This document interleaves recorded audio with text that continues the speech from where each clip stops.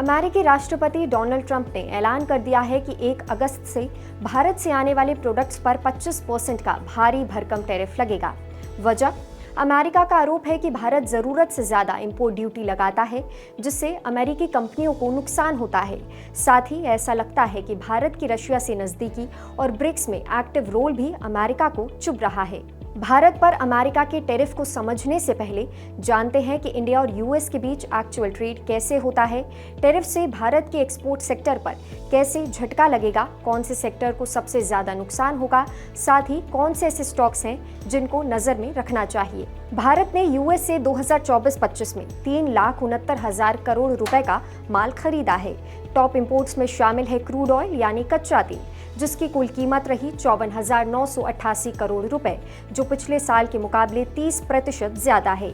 इसके अलावा बाकी मेजर इंपोर्ट्स में कई चीजें शामिल हैं, जैसे LNG liquid natural gas 20,775 crore रुपए, रफ डायमंड्स 20,775 करोड़ रुपए, रॉ गोल्ड 20,775 करोड़ रुपए, कोकिंग कोल 15,798 करोड़ रुपए, एयरक्राफ्ट एंड पार्ट्स 11,628 करोड़ रुपए, स्टीम कोल 10,794 करोड़ रुपए, टैंकर्स 8,310 करोड़ रुपए, आलमंड्स 7,473 करोड़ रुपए। अब बात करते हैं इंडिया के एक्सपोर्ट्स की, यानी जो माल इंडिया अमेरिका को बेचता है। इंडिया ने यूएस को 7,20,000 करोड़ रुपए का सामान एक्सपोर्ट किया। सबसे बड़ा एक्सपोर्ट प्रोडक्ट रहा स्मार्टफोन्स, जिनकी कीमत रही 88,290 करोड़ रुपए। इनमें पिछले साल से करीब 90% का जंप देखने को मिला। बाकी मेजर एक्सपोर्ट्स में भी कई चीजें शामिल हैं, जैसे डायमंड्स 40,845 करोड़ रुपए, पेट्रोलियम प्रोडक्ट्स 26,670 करोड़ रुपए, अनकैटेगराइज्ड मेडिसिन 43,390 करोड़ रुपए, एंटी कैंसर ड्रग्स 15,030 करोड़ रुपए, श्रिम्प 15,030 करोड़ रुपए, डायमंड ज्वेलरी 19,980 करोड़ रुपए। इसके अलावा solar panels, petrol vehicles parts भी एक्सपोर्ट किए गए। इस पर ट्रंप का कहना है कि इंडिया कई प्रोडक्ट्स पर बहुत हाई इंपोर्ट ड्यूटीज लगाता है, जैसे एग्री प्रोडक्ट्स पर एवरेज 39%, वेजिटेबल ऑयल पर 45%, एप्पल और कॉर्न पर करीब 50% तक। साथ ही ट्रंप का ये भी कहना है कि इंडिया रशिया से सबसे ज्यादा तेल और हथियार खरीदता है और ब्रिक्स जैसे इंटरनेशनल फोरम में भी शामिल है, जिनके कुछ मेंबर्स पर एंटी वेस्ट होने के आरोप लगते हैं। ऐसे में 25% का ये यूएस टैरिफ का असर इंडिया के एक्सपोर्ट्स पर देखने को मिलेगा, खास तौर पर textile, footwear, furniture, pharmaceutical, jewellery और पेट्रोकेमिकल सेक्टर पर। इससे कई सेक्टर्स और कंपनियों पर नेगेटिव असर पड़ सकता है, जिसका सीधा असर भारतीय स्टॉक मार्केट पर भी देखने को मिलेगा। इन सेक्टर्स में बहुत से नाम शामिल हैं।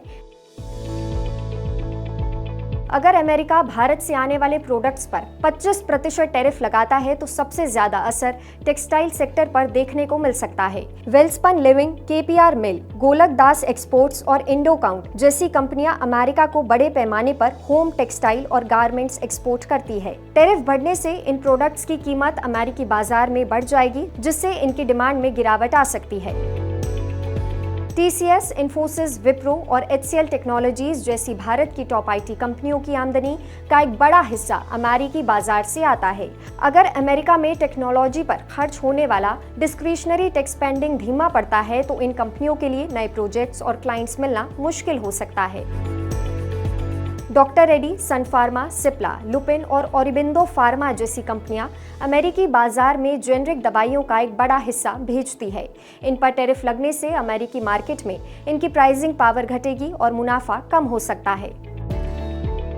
Balkrishna Industries, CEAT, Bosch, Bharat Forge, Samvardhana, Motherson, Sundram Fasteners जैसी कंपनियां भारत से अमेरिका में टायर, ब्रेक्स, इंजन पार्ट्स और बाकी कंपोनेंट्स भेजती है, लेकिन टैरिफ लगने से ये प्रोडक्ट्स महंगे हो जाएंगे, जिससे अमेरिकी ऑटो कंपनियां इनसे दूरी बना सकती है।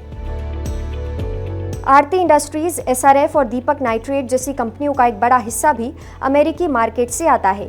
स्पेशलिटी केमिकल्स, डाइज और एग्रो इनपुट्स पर टैरिफ लगने से इन कंपनियों की अमेरिका में बिक्री घट सकती है, जिससे इनकी ग्रोथ और प्रॉफिटेबिलिटी पर सीधा असर पड़ सकता है।